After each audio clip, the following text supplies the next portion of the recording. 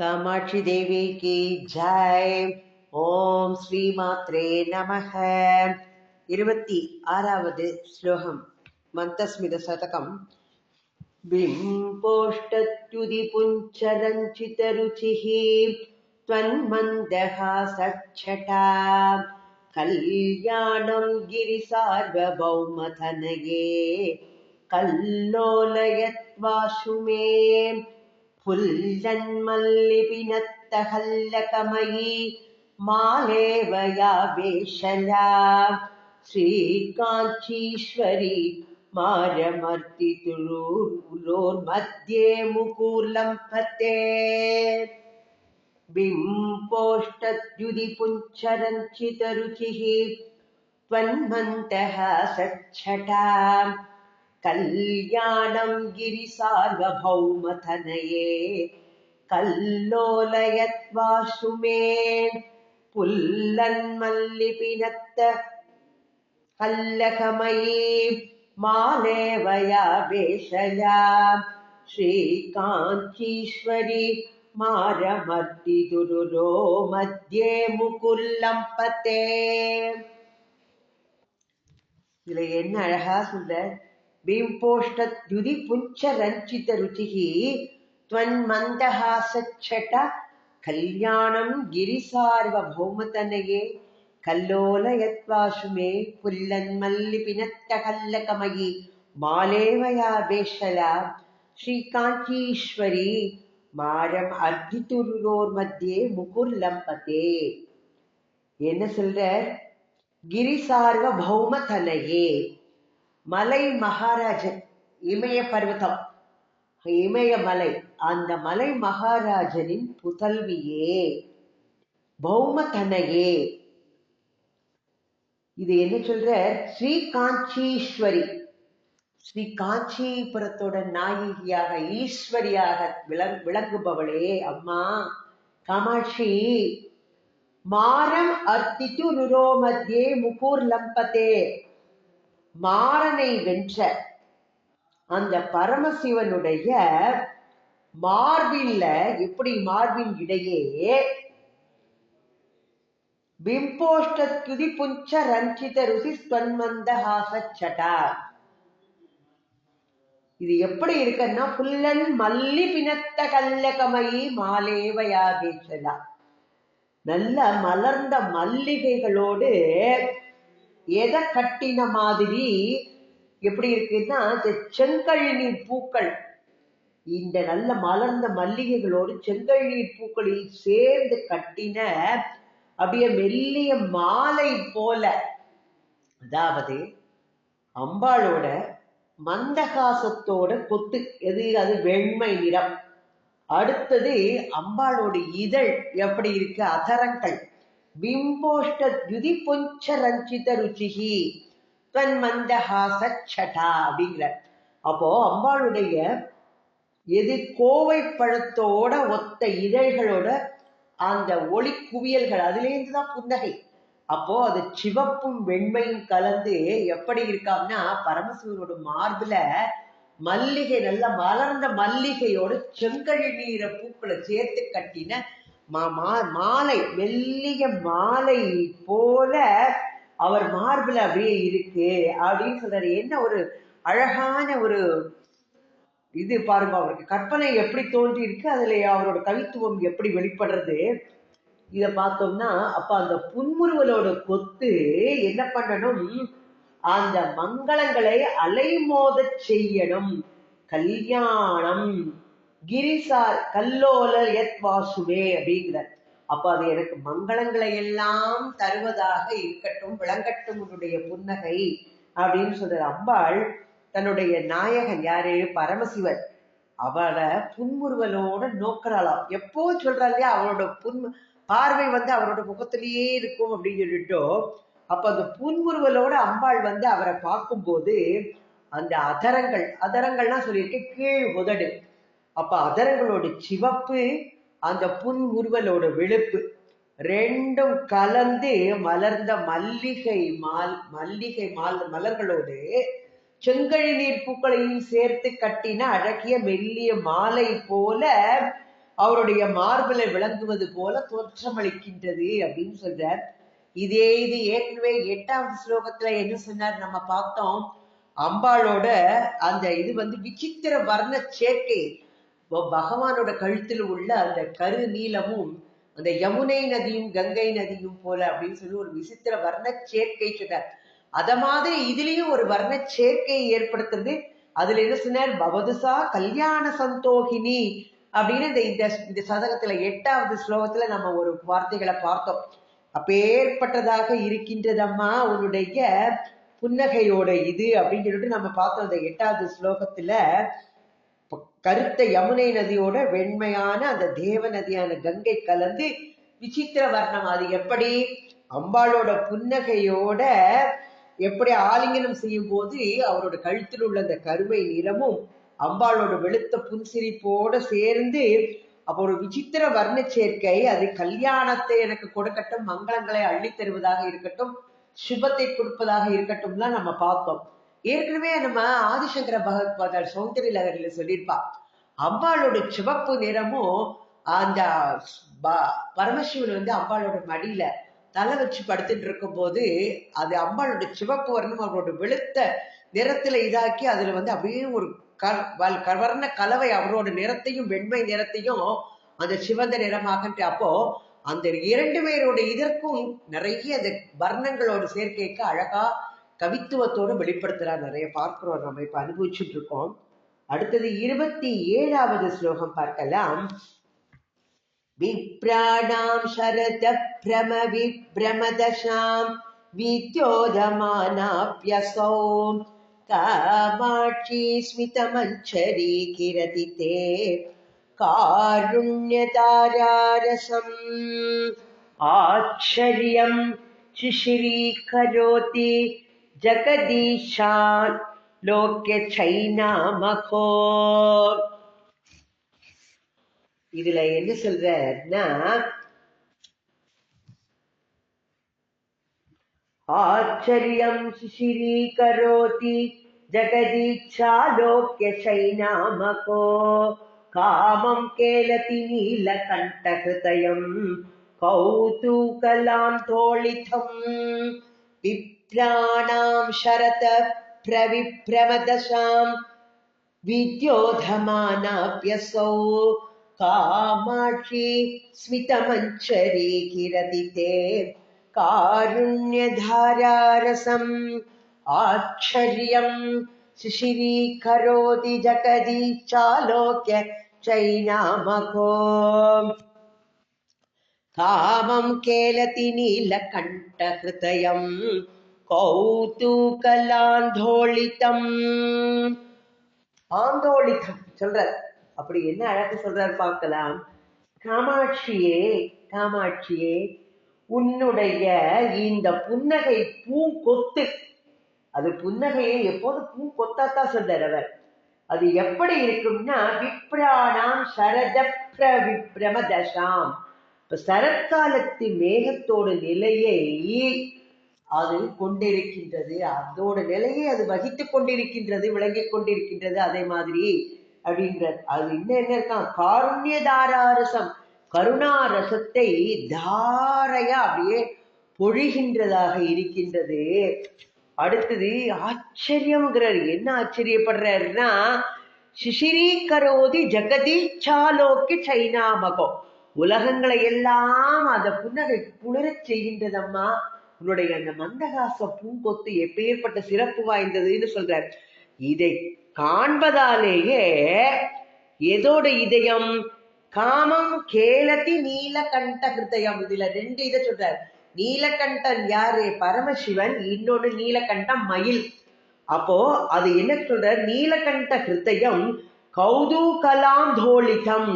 ஆந்தோளிதம் அப்படிங்கிறது எப்படி, மயிலின் இதயம் அப்படியே களிப்படையர்தான், களிப்படைஞ்சு ஆடல் புரிகின்றதான். அது எப்பேற்பட்ட ஆச்சரியம் அப்படிங்கிறார். இன்னொன்னு பரமசிவனை குறிக்கிறது, நீலகண்ட கிருத்தயம். பரமசிவனோட இதயமும் களிப்புற்று அப்படியே ஆனந்த தாண்டவம் ஆடுகின்றதாம் அவரோட இதயம். இதுல 2 விதத்துல சொல்லியிருக்காரு இந்த ஒரே இதுக்கு. அதத்தான் அம்மா காமாட்சி, உன்னுடைய புன்னகை அப்படிங்கிற பூங்கொத்து சரத்காலத்து நான் ஏற்கனவே சொன்னேன், சரத்காலத்துல மேகங்கள் நிறைந்த அந்த வானம் அப்படியே அலம்பி விட்டால் போல பளிச்சுன்னு இருக்குமா. அப்ப அந்த வெண்மையான மேகம், பஞ்சு பொதி போல வெண்மையான மேகத்தோடு அழகு அலையை போன்று அது கருணா மழையை பொழிவிக்கின்றதுமா. அது எப்படி இருக்குன்னா, கார்முகிலை கண்டு களிநடம் புரியும் மயில். அதே மாதிரி அடுத்தது நீலகண்டனான பரமசிவனையும் அது மகிழ்ச்சியோட ஆட வைக்கிறது அப்படின்னு சொல்ற. நீலகண்ட கிருத்தயம் காமம் கேளத்தி நீலகண்ட கிருத்தயம், மகிழ்ச்சி அடைய செய்து ஆடல் புரிய வைக்கின்றது அப்படின்னு சொல்றார். அடுத்தது 28வது ஸ்லோகம் பார்க்கலாம். प्रेङ्कत् प्रौढकडाक्ष कुञ्चगुकरेष्वत्यच्छ कुच्चायितम् वक्त्रेन्दुच्छ विसिन्तु वीशिनिसये फेन प्रधानायितम् नैरन्तर्य विजृम्भितस्तनतटे नैशोलपट्टायितम् कालुष्ये कपलीकरोतु मम ते कामाक्षीमन्तस्मितम् प्रेङ्कत् प्रौढकडाक्ष कुञ्चगुकरेष्वत्यच्छ कुच्चायुतम् वक्त्रेन्दुच्छ विसिन्तु वीसिनिसये फेन प्रधानायितम् नैरन्तर्य विजृम्भितस्तनतटे नैशोलपट्टायितम् कालुष्ये कपलीकरोतु मम ते कामाक्षीमन्तस्मितम्. காமாட்சியே, அம்மா, அப்படி ஒளிவிட்டு பிரகாசிக்கின்ற உன்னுடைய கம்பீரமான கடைக்கண் பார்வை அப்படிங்கிற செடி புதருக்குள்ள, அது என்ன சொல்றாரு, அந்த புதருக்குள்ள வெள்ள பூங்கொத்தாக விளங்குகின்றன அம்பாளோட புன்னகை. அந்த கம்பீரமான கடைக்கண் பார்வை அப்படிங்கிற செடி புதருக்குள் வெள்ளை பூங்கொத்தாக விளங்குகின்றதுமா. அடுத்தது வக்ரேந்துச்ச விசிந்து, இந்து வக்ர இந்துச்ச விசிந்து.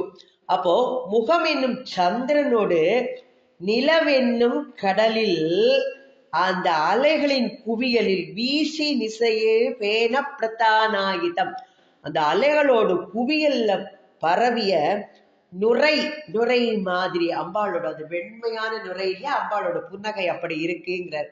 எதற்கெல்லாம் ஒப்பிடுற. அடுத்தது நைரந்தர்ய விஜృంభిத ஸ்தனதடே, அது என்ன இடையின்றி பெருத்து அம்பாளோட கொங்கை ஸ்தனங்கள் அப்படி பெருத்து எழுந்த அந்த கொங்கைகளில் வெண்பட்டா நைசோல பட்டாயுதம் அப்படிங்கிறார். அப்போ வெண்மை நிறத்தாலான பட்டால் அமைந்த ரவிக்கை போன்றதுமான உன்னுடைய புன்முறுவல். அவருடைய கற்பனை எப்படி போறது பாருங்கோ மூக்க கவிக்கு. அம்பாளோட கம்பீரமான கடைக்கண் பார்வை அது அடர்ந்து பசுமையுடன் இருக்கு. அதுல அது எப்படி இருக்கும்னா, அதுல அந்த செடி புதருக்குள்ள வெள்ளை பூங்கொத்து போலவும், முகம் அப்படிங்கிற வக்ர இந்து சவிசிந்து வீசி நிசைய, அந்த முகம் அப்படிங்கிற சந்திரனோட நிலவு, அந்த நிலவு என்னும் கடலின் அலைகளின் குவியலில் பரவிய நுரை, பேன பிரதானாயுதம் அப்படிங்கிற பரவிய நுரை போலவும், நைரந்தர்ய விஜృంభిத ஸ்தனத்தடே நைசோல பட்டாயுதம் அழகா சொல்லியிருக்கிற. அப்ப அம்பாளோட கம்பீரமானதும் அடர்ந்து பசுமையுடன் கூடிய அந்த அதரங்கள் ஒரு லதா கிரகம்.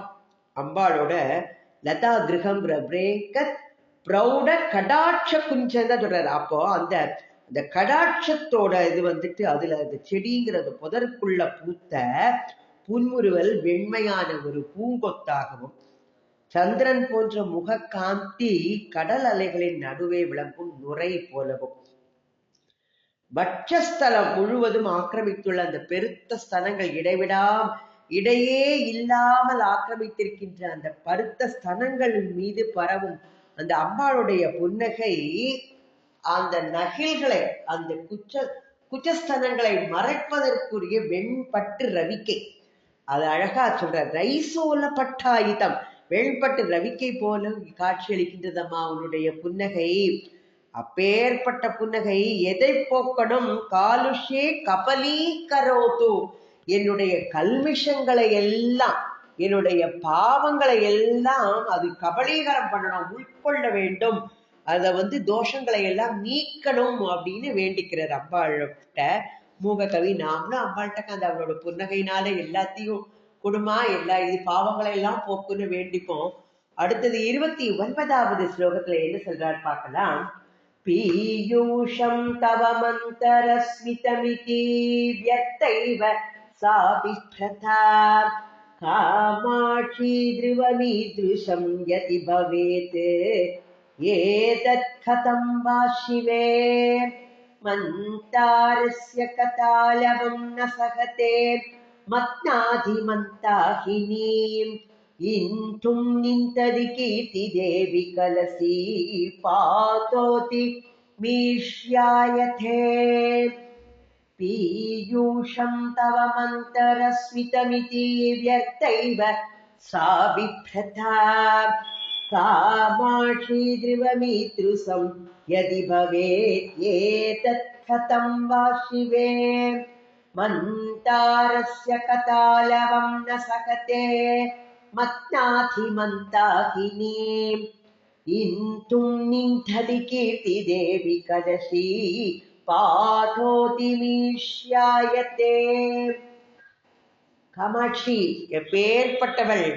மங்களங்களை எல்லாம் கொடுக்கக்கூடிய சிவபெருமானின் மனைவியான காமாட்சியே, மங்கள பொருளே காமாட்சியே, உன்னுடைய அந்த இளம் நகை, தவ மந்தரஸ்மிதம் இதி, அந்த இளம் புன்முறுவல் நகை அமுதம்தான் அப்படின்னு அந்த கெட்ட பெயர் ஏன் வீண எழுந்தது? உண்மையிலே அது அமுதமானால் மந்தார பூ அப்படின்னு சொல்லலாமா? அதை கூட பொறுப்பதில்லை. உன்னுடைய புன்சிரிப்பு அமுதம் அப்படின்னு சொல்லுவது வீண் அப்படிங்கிற, அது வீணாக எழுந்தது. அது அமுதம்னு சொல்றது அந்த கெட்ட பெயராக வீணா எழுந்தது. அது நிச்சயமா அது உண்மையா இருக்குமானால் உன்னுடைய இளநகை அந்த மந்தாரத்தோட பேச்ச, மந்தாரசி ககாலவம் ந சகதே, அதோட பேச்ச கூட பொறுப்பதில்லையே. அதோட மத்நாதி மந்தாகினி, மந்தாகினி யாரு? கங்கை. அந்த கங்கையை கூட மத்நாதி கலங்க செய்கின்றதுமா. அந்த மதியை இந்தும் நுண்ததி, இந்து மதியை கூட, சந்திரனை கூட தூற்றுகின்றது. பார்க்கடலை பற்றி பேச்செடுத்தா கூட கோபம் வருகிறது அதற்கு. இது எப்படிமா அப்படின்னு ரொம்ப கேட்கிறார் கவி. அவருக்கு ஒரு ஆச்சரியமான ஒரு கேள்வி எழருது. அப்ப நீ அம்பாள் மங்கள பொருள்மா நீ காமாட்சி, உன்னுடைய வெண்மையான ஒளி கொண்ட புன்சிரிப்பு அமுதம் அப்படின்னு சொல்றது வெறும் வீணான பேச்சு. அது எனக்கு நிச்சயம்தான் அது வீண். ஏன்னா அது அமுதம்னா மந்தார பூன்னு அது சொன்னா அது ஏன் அது வெறுக்கிறது? மந்தாரத்தின் பேச்சை கூட அது பொறுக்கிறது இல்லை.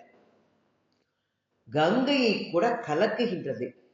சந்திரனை இந்தும் நிந்ததி மதியை பழிக்கின்றது. பார்க்கடல் அப்படின்னு சொன்னா ஒரு கோபம் கொந்தளிச்சுட்டு வருது, அதுக்கு வெகுண்டு வருது, அந்த கோபம் வைக்கிறது. அப்போ அது ஏமா அப்படின்னு கேட்கிறார். அதாவது தேவியோட புன்சிரிப்பு இதை எல்லாவற்றையும் விட விஞ்சி நிற்கின்றது. அதையெல்லாம் கலங்க செய்கின்றது, தோற்கடிப்பதாக இருக்கின்றது.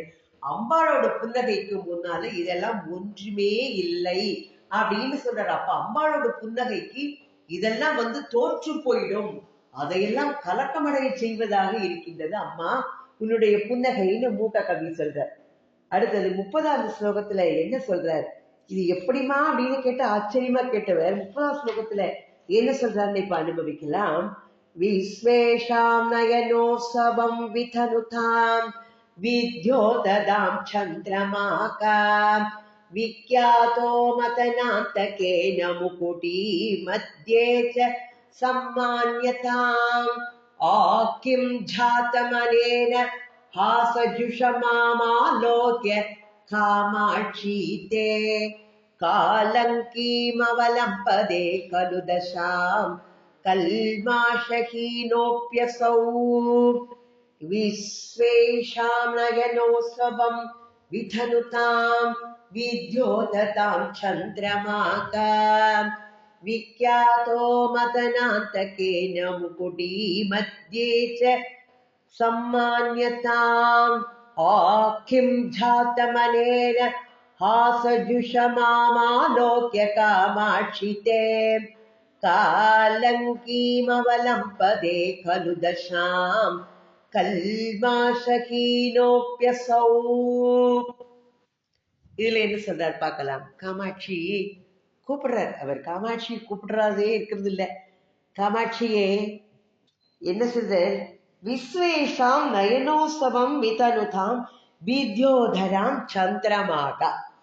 அப்போ அனைவரோட கண்களுக்கும் சந்திரன் என்னது கொடுக்கும்னா அமுதத்தை பொழியும், குளிர்ச்சியை தரக்கூடியது. அதனால எல்லாருக்கும் அது ஆனந்தத்தை கொடுக்கக்கூடியதாக இருக்கும். நிலவு வந்தாலே கவிஞர்களுக்கெல்லாம் அந்த நிலவை பத்தி அழகா வர்ணிச்சு எழுதா சந்தோஷத்தை கொடுக்கக்கூடியது, காதலர்களுக்கு அதெல்லாம் இன்பத்தை கொடுக்கக்கூடியது. அப்ப சந்திரனோட வருகைங்கிறது எல்லார் கண்களுக்கும் ஆனந்தத்தை கொடுக்கக்கூடியது இல்லையா?